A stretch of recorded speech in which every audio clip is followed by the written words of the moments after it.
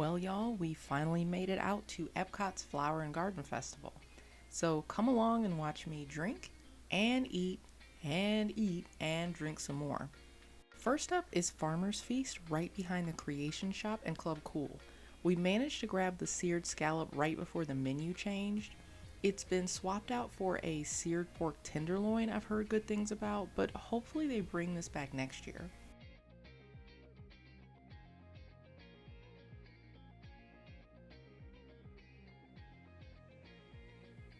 The risotto managed to be creamy but not mushy. The tomatoes are lightly blistered, and the tomato beurre blanc tastes kind of like a tomato-based seafood bisque. The scallop had a really nice sear on top and was firm without being overcooked. This was one of my favorite bites of the entire festival. The scallops were cooked beautifully.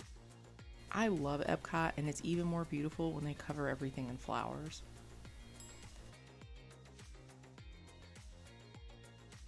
Up next, we're going to keep walking towards World Showcase and make a stop over at the Odyssey Pavilion to try some things from the citrus blossom.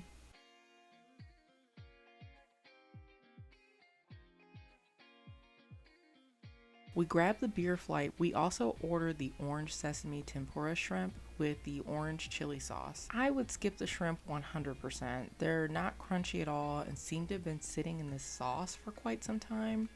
In fact, I'm pretty baffled why anyone would want more sauce with these. That being said, the flavor is okay, a little sweet, a little salty, not spicy, but I wouldn't encourage anyone to spend money on these. I didn't like the shandy as much as I thought I would, and the IPA had a nice orange pith flavor that I always look for in an IPA, but the Imperial Ale was the star of the show for us.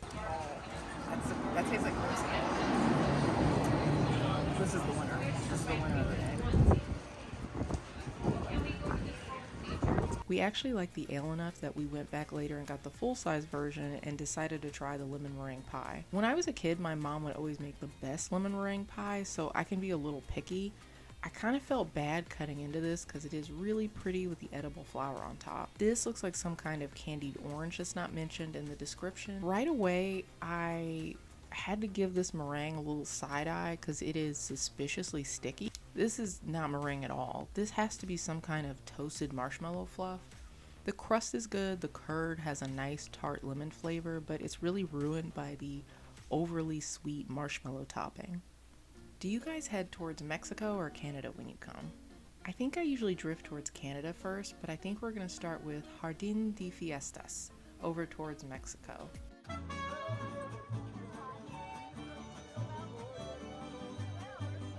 We decided to try the tamal de rajas, and we had a little wait, but they brought one out fresh for us. The cheese inside is more of like a queso fresco, if you're familiar with that, so it's not going to be super melty and has a little more chewiness to it, which actually balanced out well texturally with the softness of the masa on around the outside. Any sort of mild spice seems to be really toned down by the crema, and the poblano cream sauce adds a good smoky flavor that pairs well with the tartness of both the pickled carrots and the onions. I would have liked to see a few more corn and pepper pieces inside, but this gets a big thumbs up from me. Up next, it's time to head to China.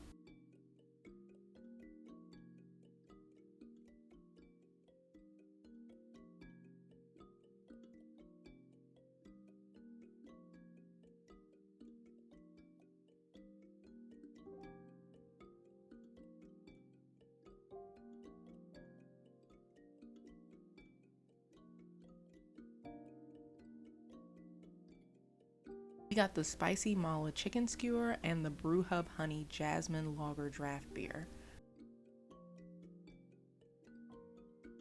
The chicken just tasted like salt, nothing else, just salt. That's gonna be a 100% skip on this one. Alright, welcome to my hat. There we go. Well, that's really good. It reminds me of like jasmine oolong tea. Really smooth. That's delicious. I think that's the winner from this booth. Surprisingly, another beer. Okay, so this isn't from the festival, but we weren't really feeling anything from the Germany booth this time and decided to grab a Warsteiner Dunkel from Summerfest. This had a delicious, rich, toasty flavor and didn't really feel too heavy even though it was so hot out. We also headed over to Caramel Kuha to try something we hadn't had. Overall, it was nice to try something new, but I don't know if I'd get these again. I just feel like the last thing caramel needs is to be rolled in sugar, you know? The best flavor though was hands down the espresso martini. Next up is Murica, and we're headed over to Magnolia Terrace. Here we got the beer flight, spicy chicken gumbo, and the bananas Foster bread pudding. The fruit punch beer tasted more like a nice sour beer, but I wasn't really getting fruit punch from that one.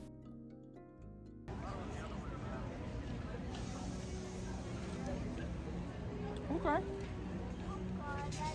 The flavor is really good. It's a little dense. It's more like a giant dense muffin with like a caramel sauce and bananas on it, but it's pretty good.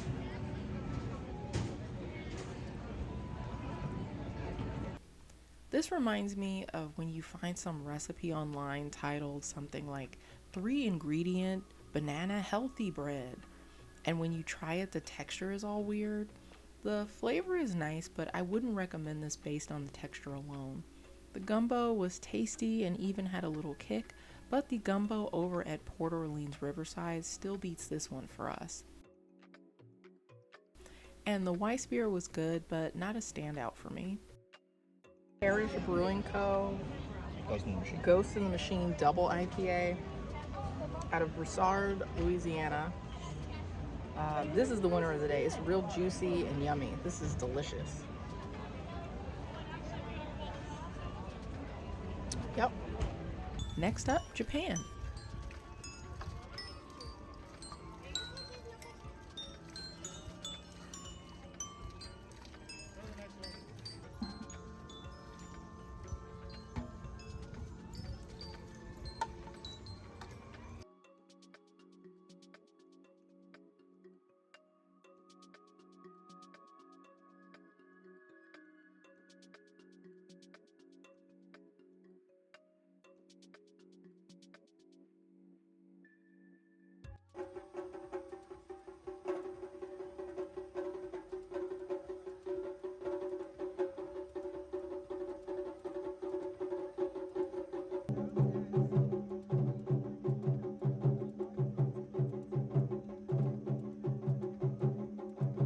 We kind of cheated again with this one since it's not part of the festival. Over at Kabuki Cafe, you can get a Kirin frozen draft.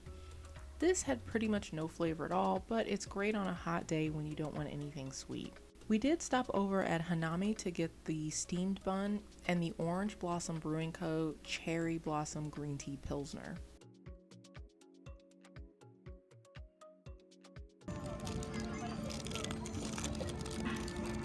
That's sticking to the paper a little bit. I like it's got the little privacy corners here, so you can eat in secret. Alright, let's give this a shot.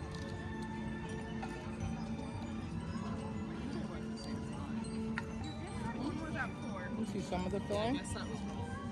Let me try to get that.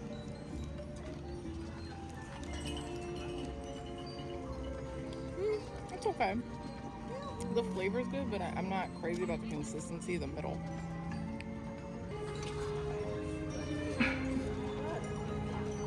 I think this is fine. It tastes like, it does taste like cherry Coke with no syrup in it. I don't know how, that's a weird way to describe that, but it does taste like cherry Coke. But these two together taste really good, but I wouldn't like rush to Epcot just to get these. Maybe skip. Now to head over to Morocco.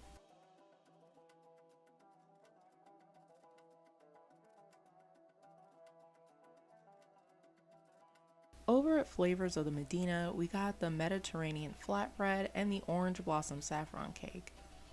We opted to skip the cider flight. Cider tends to be in general just a little too sweet for me. The flatbread was really good. It had a nice crispy base, no soggy bottom. The toppings were fresh and the flavors overall really worked well together. If I had a complaint, it would be that chermoula, artichokes, olives, and feta cheese together can make this a little salty, and there isn't really anything here to tone that down. I think we needed one more flavor profile to make this perfect. That being said, this is one of the better values here at the festival at $6 since it's definitely shareable. I've had a few different desserts here in Morocco over the years, and I can't remember one that I didn't enjoy. This is absolutely no exception and is one of my favorite things we ate. This is served chilled, and the top layer reminds me of like a creamy panna cotta wrapped in a lightly orange flavored, mildly sweet shell. That is sitting atop a soft, fluffy, pistachio flavored piece of cake that's resting in a delicious sauce that, if I had to guess, is maybe some sort of pomegranate coulis, and sprinkled around the bottom is some sort of pistachio brittle. They knocked it out of the park with this one. Now we're gonna head over to La Isla Fresca. The name is a little ironic since I felt like this had been sitting out under a heat lamp for a while. Don't love that it's been sitting in this pool of sauce. This is an affront to all of the delicious Jamaican beef patties out there. This feels like they didn't have any of the ingredients they needed to make this, but still insisted on making it anyway. You've been chopped. The crust is kind of a wonton consistency, and having set in this sauce didn't help at all. The impossible meat is really dry and dense and doesn't have much flavor to it, or if it does, it's totally drowned out by what they're calling a spicy papaya syrup. This tastes like a sweet Thai chili sauce, and it's not spicy at all. Do yourself a favor and skip this one. Then grab the golden crust Beyond Meat patties at your local grocery store instead. Whew, after that, I'm gonna need a palate cleanser, so let's head to France.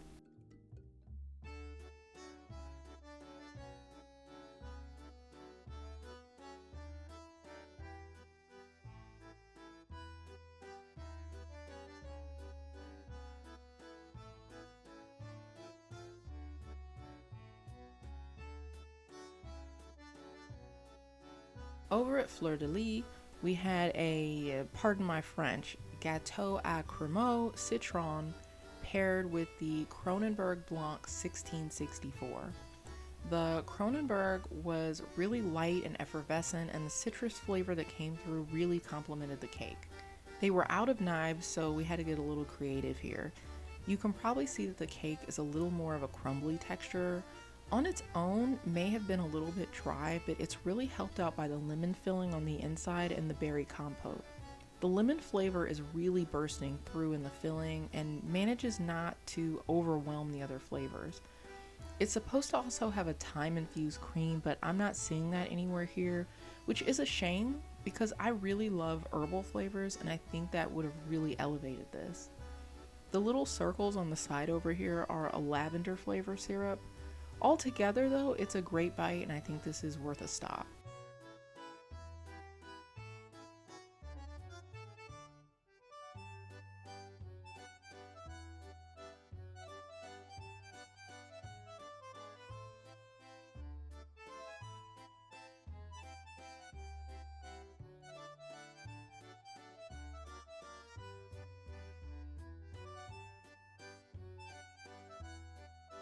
Epcot really is a whole vibe. I feel like I could just happily wander around here for hours.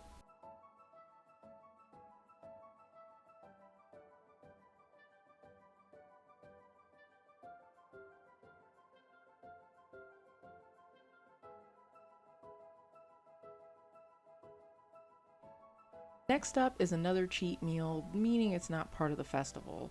I guess I needed to mix up the steady diet of cake and beer with a little fish and beer. We got an order of fish and chips and the Bombardier Amber from the Yorkshire County Fish Shop. The beer is actually pretty malty, which goes well with the fish, especially if you're team vinegar like me. This is a good portion of yummy fresh fish and a crispy crunchy beer batter, and is a frequent stop for us when we're in Epcot.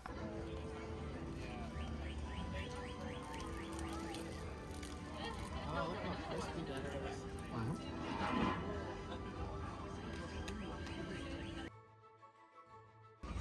Alright, vinegar, as God intended.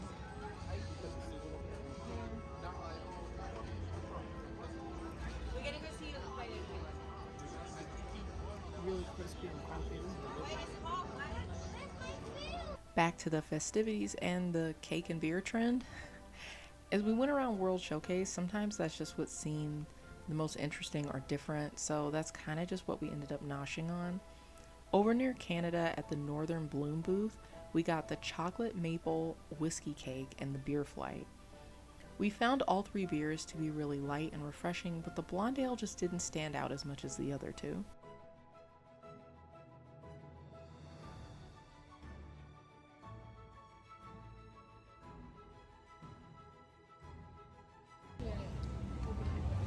Winners were grapefruit and this guy over here.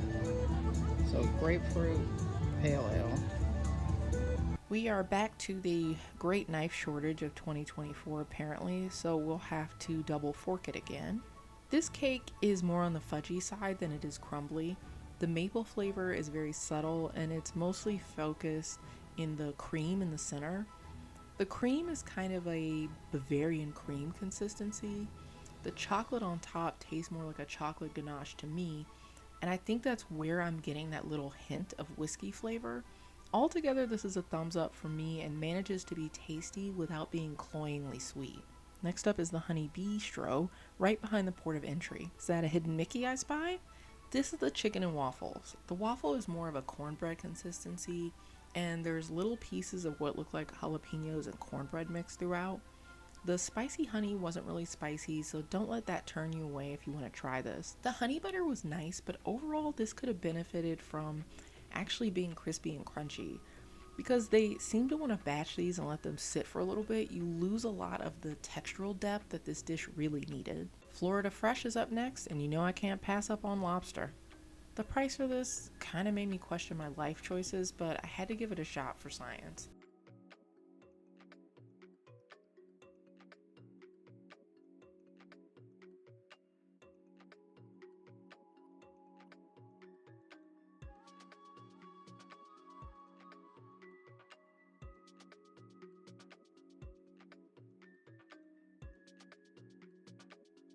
The lobster to me is just a little bit over. It's not chewy or dry, just a hair overcooked for me.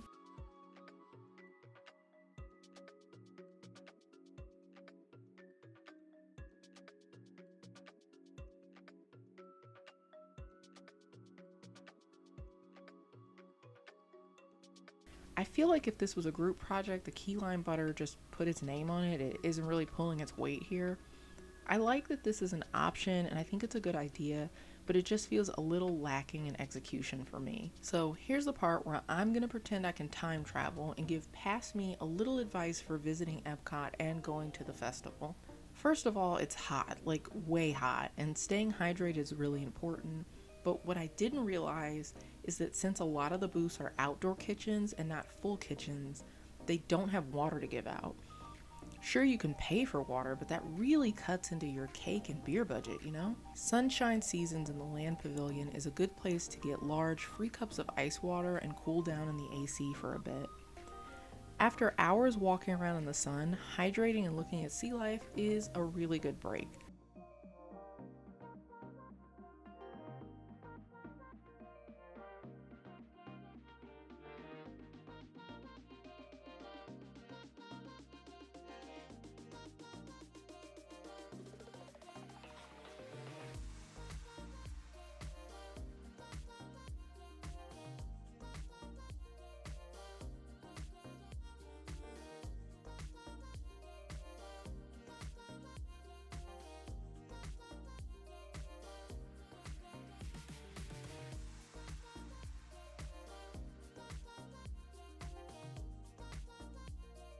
You know me, I'm always looking for a good sit, and living with the land is a great one.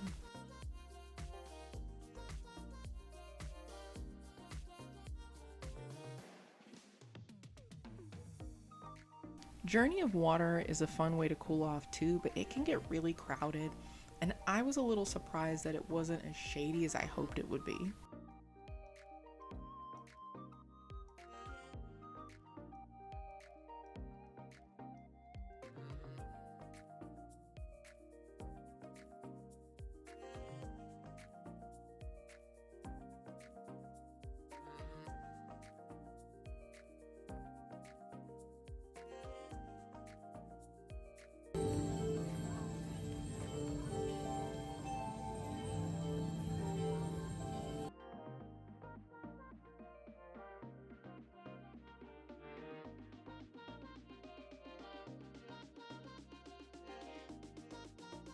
take advantage of the water taxi that goes around World Showcase.